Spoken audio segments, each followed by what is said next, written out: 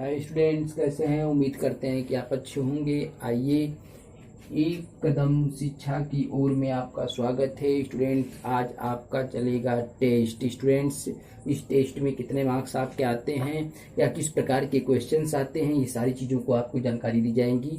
यह टेस्ट किस स्टैंडर्ड का है? क्लास 6 स्टैंडर्ड का है स्टूडेंट्स। तो अगर टेस्ट होता है तो टेस्ट में आपका किस प्रकार के क्वेश्चंस आते हैं, इसके बारे में बताए जाएंगे।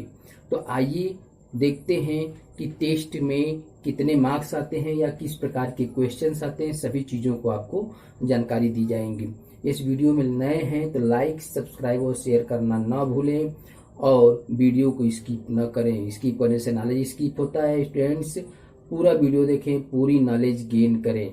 यदि इससे थोड़ा सा भी आपको नॉलेज मिलता है तो अपने दोस्तों को पास शेयर कर, जिससे उन्हें भी नॉलेज मिले और उनका भी हेल्प हो। साथ साथ लाइक, सब्सक्राइब करके हमारा भी हेल्प करें।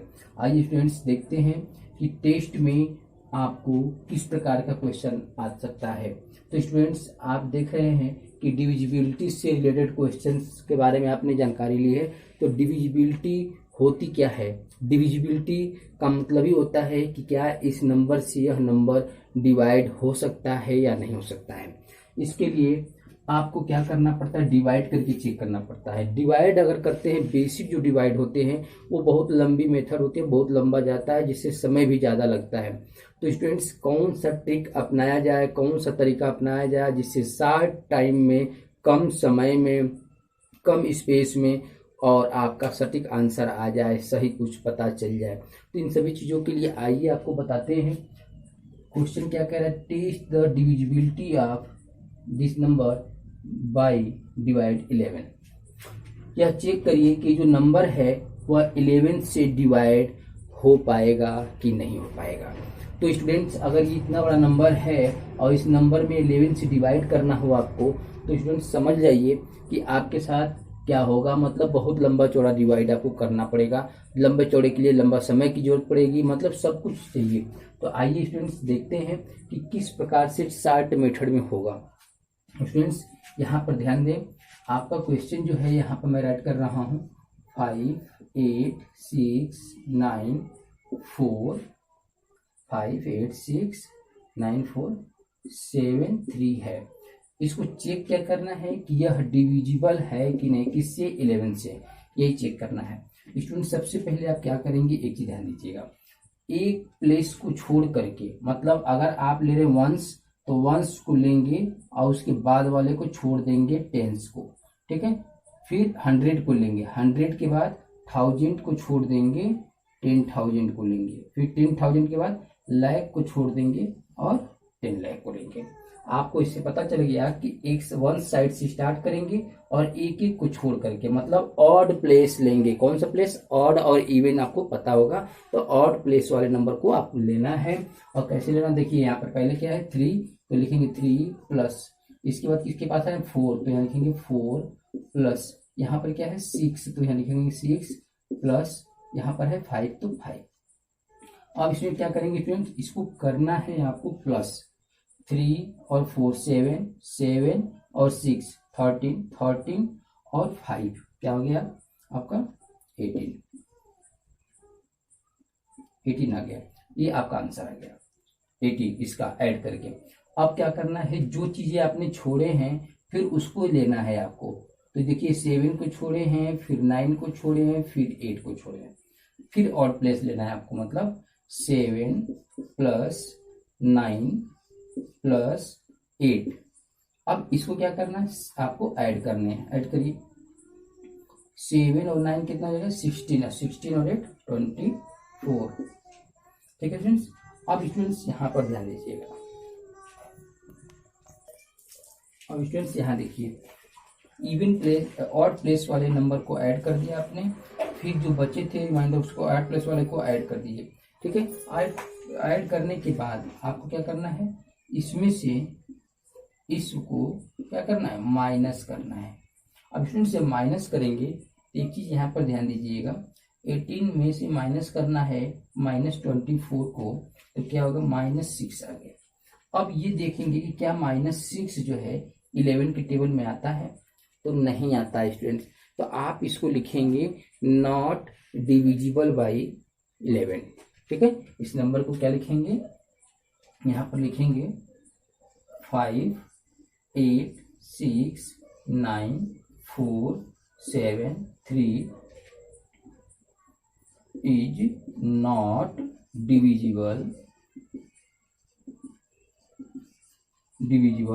बाई 11। तो आपको कंफर्म हो गया कि यह नॉट डिविजिबल है, मतलब 11 से यह डिवाइड नहीं होगा, कुछ ना कुछ रिमाइंडर बच जाएगा। तो इस प्रकार से आपको करना है।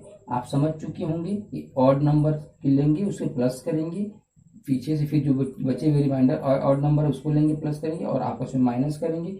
माइनस करने पर जो आंसर आएगा वही आंसर चेक करेंगे कि 11 की टेबल में आता है कि नहीं आता है।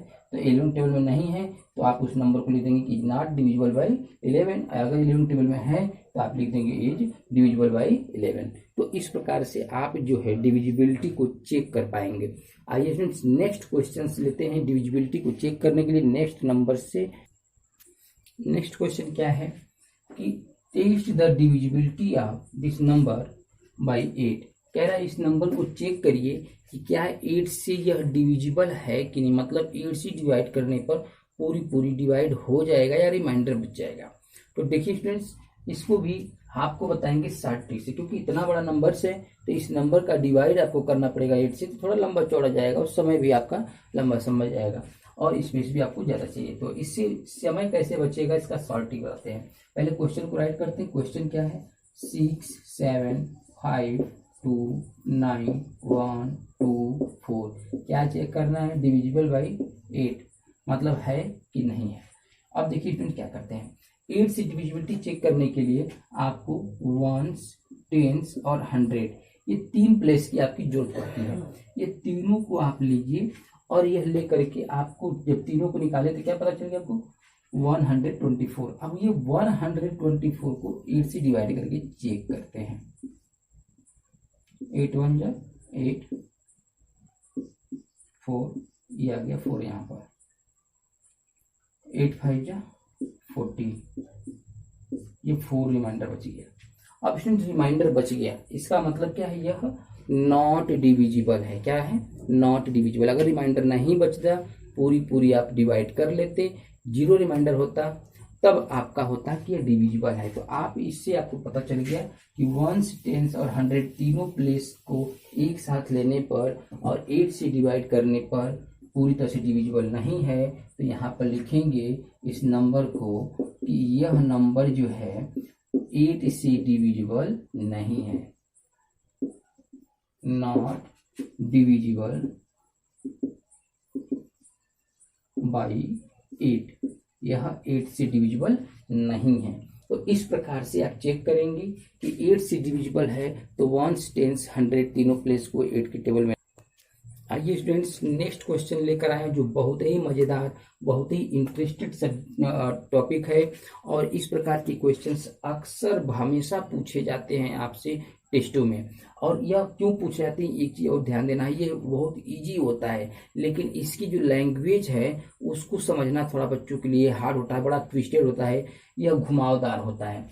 अब इसको जैसे ही आप समझ जाएंगे वैसे ही आप इस क्वेश्चन को सॉल्व कर लेंगे। क्वेश्चन नंबर क्या कर रहा है, थर्ड, कि ऑन डिवाइडिंग 5035 बाई 31, मतलब कह रहा है 5035 में 31 से डिवाइड करने पर आपको रिमाइंडर कितना बचता है, यहाँ पे दिया है 13।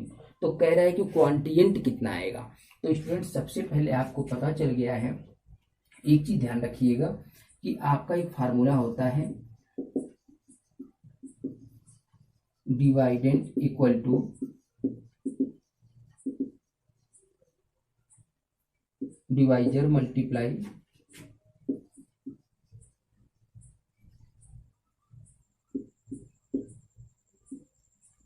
क्वांटिएंट प्लस रिमाइंडर। ये आपका फार्मूला होता है। इस फार्मूले को आप क्लास 3rd 2nd में भी लगभग आता है, या 3rd से तो एकदम कन्फर्म है कि 3rd 4th 5th 6th सब में आपको देखने के लिए मिलेगा। यह फार्मूला आपको लर्न भी होगा। इससे आप डिवाइड को चेक करते हैं कि क्या हमारा डिवाइड सही है या गलत है। अब इसी फार्मूले से हमको यूज करना है। तो जिसमें डिवाइड करना होता है वो डिवाइडेंट होता है। तो डिवाइड किस में करना है, 5035 में करना है। ये कंफर्म हो गया कि यह हमारा डिवाइडेंट होगा। जिससे डिवाइड करते हैं मतलब जिसका टेबल पढ़ते हैं उसे डिवाइजर कहते हैं। तो यहाँ कंफर्म हो गया है कि 31 का टेबल पढ़ना है, तो ये हो गया क्या, डिवाइजर हो गया। अब क्वांटिएंट आपसे पूछ रहा है, यहाँ पर आप ये समझ लीजिए कि क्वांटिएंट आपसे पूछ रहा है, तो क्वांटिएंट पता नहीं है तो क्वांटिएंट ऐसे लिख करके छोड़ दीजिए। और रिमाइंडर आपको दिया है 13, रिमाइंडर आपको 13 हो गया, ठीक है फ्रेंड। अब देखिए क्या करेंगे, यह चीज को यहाँ इधर राइट कर देते हैं, 31 मल्टीप्लाई क्वांटिएंट। अब यह देखिएगा, यह जितना है इसको इस साइड लेकर आते हैं और इस साइड का ये जो 13 है इधर लेकर आते हैं। तो ये स्टूडेंट क्या हो जाएगा, अब इसको करेंगे माइनस, 31 मल्टीप्लाई क्वांटिएंट इक्वल टू, अब इसमें से इसको माइनस करेंगे, 5 - 3 2, 3 - 1 2 0 5, ये हो गया। अब क्वांटिएंट है तो यहाँ मल्टीप्लाई है तो इधर क्या हो जाएगा, डिवाइड में हो जाएगा वो। तो क्वांटिएंट क्या equal to 5022 divide 31, quotient equal to क्या हो जाएगा, इसमें 31 से डिवाइड करें स्टूडेंट्स। अगर आपको थोड़ा सा भी प्रॉब्लम होती है तो यहाँ पर आप रफ वर्क कर लीजिए, साइड में आपके पेज के साइड में रफ वर्क करने के लिए जगह हो जाए, बच जाएगा। 31 1 जा 31 1,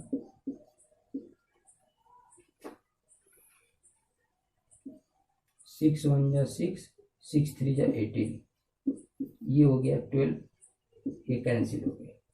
अब ये आ गया 2 टाइम्स में आपका ये आ गया 62, ये हो गया कैंसिल। तो आपका आंसर हो गया स्टूडेंट्स, इसमें डिवाइड करने के बाद 162, यही आपका आ गया आंसर क्वांटिएंट। और आपसे पूछा क्या था, क्वांटिएंट, तो क्वांटिएंट आप बता दिए कि 162 मतलब 162 आएगा। तो यह क्वेश्चन आपके लिए हार्ड नहीं है, यह क्वेश्चन, यह फार्मूला आप देखते आ रहे हैं हमेशा से, लेकिन आपके लिए हार्ड क्या है कि क्वेश्चन को, लैंग्वेज को समझना, क्वेश्चन क्या कह रहा है इस बात को समझना, इस भाषा को समझना। तो इस प्रकार से आप अपने टेस्ट के स्ट्रांग कर सकते हैं। टेस्ट में इस प्रकार के क्वेश्चन अक्सर पूछे जाते हैं, तो स्टूडेंट्स इस प्रकार के क्वेश्चन को आप स्ट्रांग करके और इस